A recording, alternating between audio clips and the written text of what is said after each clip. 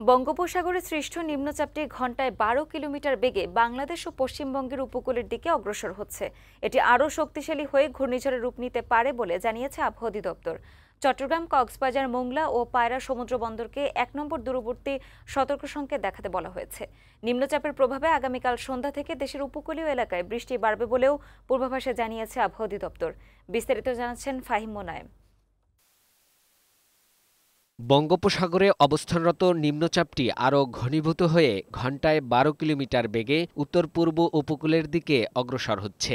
এটি আরও ঘনীভূত হয়ে শুক্রবার রাতে গভীর নিম্নচাপে পরিণত হতে পারে বলে জানিয়েছে আবহাওয়া অধিদপ্তর।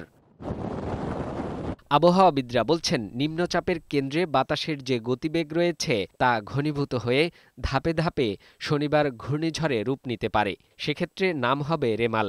এখন পর্যন্ত এটির গতিপথ বাংলাদেশ অভিমুখী। ঘূর্ণিঝড়টি আগামী ২৬শে মে রোববার সরাসরি বাংলাদেশ ও ভারতের পশ্চিমবঙ্গের উপকূলীয় অঞ্চলে আঘাত হানতে পারে। এ সময় বাতাসের গতিবেগ হতে পারে ঘণ্টায় ১০০ থেকে ১২০ কিলোমিটার। এটা আগামী ২৬ তারিখ নাগাদ উপকূল অতিক্রম করার সম্ভাবনা রয়েছে। বাংলাদেশে ঘূর্ণিঝড়টি সাতক্ষীরা, বরগুনা, পটুয়াখালী উপকূল ধরে কক্সবাজার জেলার উপকূল এলাকার স্থলভাগে আঘাত হানতে পারে। অবস্থানটা দেখাচ্ছি, তার কেন্দ্রটাই বাংলাদেশের উপরে দেখাচ্ছে। ডান পাশ বাম পাশ দুটেই আমাদের দেশের উপরে।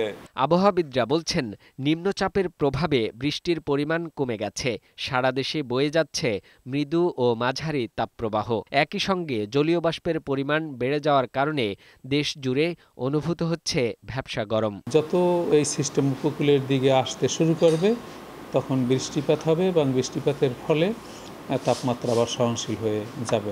নিম্নচাপের কারণে চট্টগ্রাম, কক্সবাজার, মোংলা ও পায়রা সমুদ্র বন্দরকে ১ নম্বর দূরবর্তী সতর্ক সংকেত দেখাতে বলেছে আবহাওয়া অধিদপ্তর।